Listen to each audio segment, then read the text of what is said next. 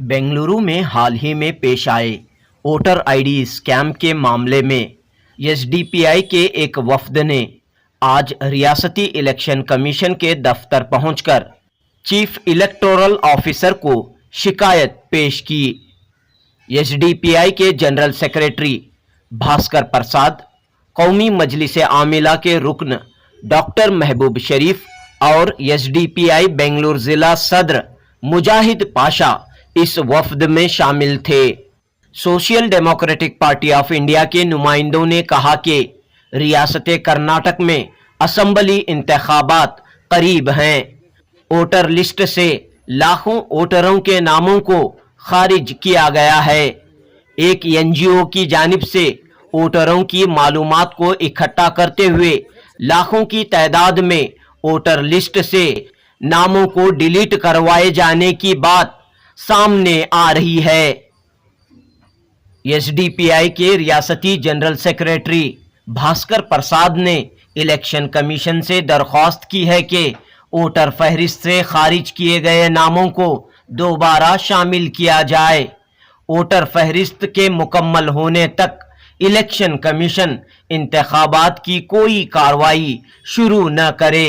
ಇವತ್ತು ನಾವು ಚುನಾವಣಾ ಆಯುಕ್ತರಿಗೆ ಒಂದು ದೂರನ್ನು ತಗೊಂಡು ಬಂದಿದ್ದೀವಿ ಸೋಷಿಯಲ್ ಡೆಮೊಕ್ರೆಟಿಕ್ ಪಾರ್ಟಿ ಆಫ್ ಇಂಡಿಯಾದಿಂದ।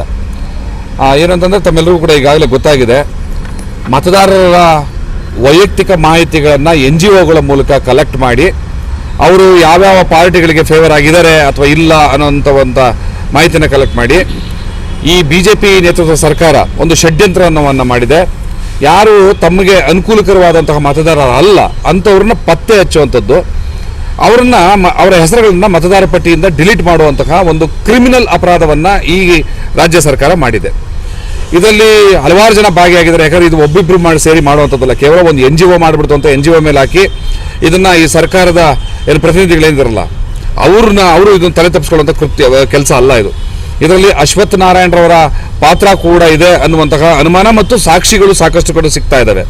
ಏನೊಂದು ಚಿಲಿಮೆ ಅನ್ನುವಂತಹ ಒಂದು NGO ಸಂಸ್ಥೆ ಇದರಲ್ಲಿ ಪ್ರಧಾನ ಪಾತ್ರ ವಹಿಸಿದೆ ಈ ಮತದಾರರ ಹೆಸರುಗಳನ್ನ ಕೈ ಬಿಡುವಂಥ ಕಳ್ಳ ವ್ಯವಹಾರದಲ್ಲಿ। ಆ ಸಂಸ್ಥೆನಲ್ಲಿ ಅಶ್ವಥ್ ನಾರಾಯಣರ ಲೆಟರೇಟ್ಗಳು ವಹಿವಾಟನ್ನು ನಡೆಸಿರುವಂಥದ್ದು ಕೂಡ ಕಂಡು ಬಂದಿದೆ। ಸೊ ಹಾಗಾಗಿ ಈ ಇಡೀ ಸರ್ಕಾರವೇ ಮೋಸ ಮತ್ತು ಕಳ್ಳರ ಸರ್ಕಾರವಾಗಿದೆ।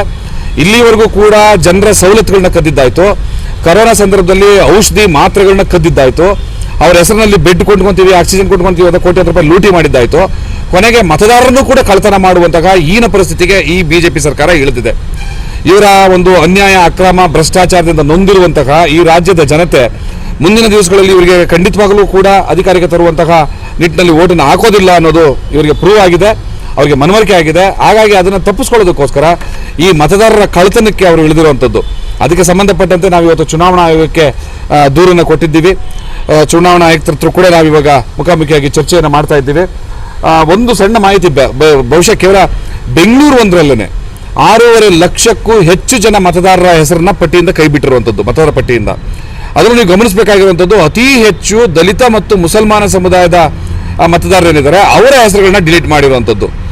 ಈ ಕಾಂಗ್ರೆಸ್ ಅದು ಏನು ಮಾಡ್ತಾ ಇದೆಯೋ, ಸುಮ್ಮನೆ ಒಂದು ಏನೋ ಧ್ವನಿಯನ್ನು ರೈಸ್ ಮಾಡುತ್ತೆ, ಮತ್ತೆ ಈ ಕಳೆದಲ್ಲಿ ತಾನೂ ಭಾಗಿ ಏನೋ ಅನ್ನೋ ರೀತಿಯಲ್ಲಿ ಮೌನ ವಹಿಸಿ ಸುಮ್ಮನೆ ಕೂತ್ಕೊಂಡ್ಬಿಡುತ್ತೆ। So SDPI social democratic party of India ಈ ವಿಚಾರದಲ್ಲಿ ತನ್ನ ಹೋರಾಟವನ್ನು ಕೈ ಬಿಡೋ ಪ್ರಶ್ನೆನೇ ಇಲ್ಲ। ಚುನಾವಣಾ ಆಯೋಗಕ್ಕೆ ಮನವಿ ಮಾಡ್ತಾ ಇದೆ ಮತ್ತು ದೂರು ನೀಡ್ತಾ ಇರೋದೇನು ಅಂತಂದರೆ, ಈ ಎಲ್ಲ ಅಕ್ರಮಗಳ ಬಗ್ಗೆ ಸಂಪೂರ್ಣ ತನಿಖೆಯಾಗಿ ಏನು ಮತದಾರರ ಪಟ್ಟಿಯಿಂದ ಕೈ ಬಿಟ್ಟಿರುವಂಥ ಅನ್ಯಾಯ ಆಗಿದೆ ಅವರೆಲ್ಲರನ್ನೂ ಕೂಡ ಮತ್ತೆ ಒಂದು ಪರಿಶೀಲನೆ ನಂತರ ಸೇರಿಸಿ ಈ ಪ್ರಕ್ರಿಯೆಗಳೆಲ್ಲ ಪೂರ್ಣಗೊಂಡು ಇದರಲ್ಲಿ ಯಾರ್ಯಾರು ತಪ್ಪಿತಸ್ಥರಿದ್ದಾರೆ ಇವರಿಗೆ ಉಗ್ರ ಕ್ರಮ ತಗೋಬೇಕು। ಅವರು ಚುನಾವಣಾ ಆಯೋಗ ತನ್ನ ವ್ಯಾಪ್ತಿನಲ್ಲಿ ಏನೆಲ್ಲ ಕ್ರಮ ತಗೋಬೇಕು, ಮತ್ತು ಕಾನೂನಿನ ಕೈಗೆ ಏನು ಯಾರಿಗೆ ಯಾವ ಇಲಾಖೆಗೆ ಏನು ಒಪ್ಪಿಸಿ ಹೇಗೆ ಮಾಡಬೇಕು ಅದನ್ನು ಕೂಡ ಮಾಡಬೇಕು ಅಂತ ಹೇಳ್ತಾ ಇದ್ದೀವಿ। ಅಲ್ಲಿಯವರೆಗೂ ಚುನಾವಣಾ ಪ್ರಕ್ರಿಯೆಗಳು ಪ್ರಾರಂಭ ಮಾಡಿಕೊಡುದು, ಯಾಕೆಂತಂದರೆ ಸಂಪೂರ್ಣ ಪ್ರಜಾಪ್ರಭುತ್ವ ವ್ಯವಸ್ಥೆಗೇ ಇದು ಧಕ್ಕೆ ತರುವಂತಹ ಒಂದು ಕೃತ್ಯವನ್ನು ಮಾಡಿದ್ದಾರೆ। ಅಲ್ಲಿವರೆಗೂ ಚುನಾವಣಾ ಪ್ರಕ್ರಿಯೆಗಳು ಪ್ರಾರಂಭ ಆಗಬಾರ್ದು ಅಂತ ಒಂದು ಆಗ್ರಹವನ್ನು ವ್ಯಕ್ತಪಡಿಸ್ತಾ ಈ ದೂರನ್ನು ಇವತ್ತು ನಾವು ಸಲ್ಲಿಸ್ತಾ ಇದ್ದೇವೆ। ದೂರಿನ ಪ್ರತಿಯನ್ನು ನಾವು ನೀಡಿದ್ದೀವಿ, ದೂರನ್ನು ಸ್ವೀಕಾರ ಮಾಡಿದ್ದಾರೆ। देखिए, आज अभी अखबारों से मालूम हुआ है कि एक चिलम NGO है जिसके ज़रिए वोटर्स का जो है वो जो भी डाटा कलेक्ट करने का है उसके ताल्लुक़ से एक बहुत बड़ी खबर आई है। इसमें जब हम तहक़ीक़ कर देखा गया तो पता चला कि एक बहुत बड़ी साजिश है जो इस मौजूदा सरकार अपने को फिर काबिज़ करने के लिए हर हथकंडे अपना रही है, जिसमें वोटर्स हैं। आपको मालूम है कि इलेक्शन में लोकतंत्र है जो वोटिंग के बुनियाद पर ही होता है। तो जहाँ जहाँ भी आबादी है जो उनके मुआफिक नहीं है, जो उनके मुखालिफ है, उसकी इन्होंने निशानदाही करने के लिए एक मंसूबा बनाया। एक एनजीओ को एक कॉन्ट्रैक्ट दिया डाटा कलेक्ट करने का, लेकिन उसके पीछे असल मकसद ये था कि हर उन इलाक़ों के अंदर जो वोटर्स हैं वो वोटर्स को किस तरह से उनको ख़त्म किया जाए। ये साजिश में ये निकल कर आया है कि तकरीबन 6.5 लाख वोटर्स के नाम वोटर लिस्ट से गायब कर दिए गए हैं, और मुख्तलिफ बेंगलोर सिटी के ताल्लुक़ से ही ये मैं कह रहा हूँ। तो उसमें हर हल्का हर वार्ड के अंदर ये काम किया गया है, और इसके पीछे कार्रवाई जो है एक छोटी सी एक एनजीओ नहीं है, बल्कि सरकार भी खुद इसमें मुनव्विस है, और उसके ज़िम्मेदार जो है यहाँ के चीफ मिनिस्टर भी हैं और दूसरे मिनिस्टर भी हैं, और उनकी ट्रेनिंग के लिए बताया जा रहा है कि मालूम हुआ है हम लोगों के उनके दफ्तरों में इसकी ट्रेनिंग दी गई है कि किस तरह से नाम निकाला जाए। इसके तहत अगर देखेंगे तो मुसलमानों के नाम और दलितों के नाम बिलखुसूस वोटर लिस्ट से गायब कर दिए गए हैं, और ये इस साजिश है, और ये काम इसलिए है कि वो जो उनको वोट नहीं करेंगे इस वोटर के नाम को गायब करने का काम किया गया है। इसके ताल्लुक से हमने यहाँ पर आज इलेक्शन कमीशन के ऑफिस में आकर हमने ये अर्जी दी है, और इसके ऊपर तहक़ीक़ करना है, और तहक़ीक़ जब तक होकर ये सारे नाम फिर से दर्ज नहीं किया जाएंगे उस वक्त तक इलेक्शन को फिर दोबारा नहीं लाना है बोलकर हमारा ये एक पैगाम है।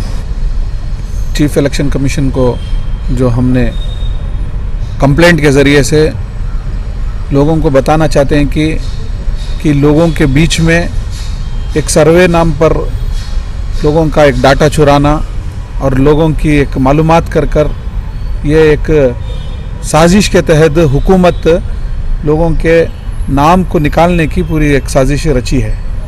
इसके अंदर फंडिंग का अगर देखेंगे तो साबिक एमएलए नंदिश रेड्डी का नाम आ रहा है।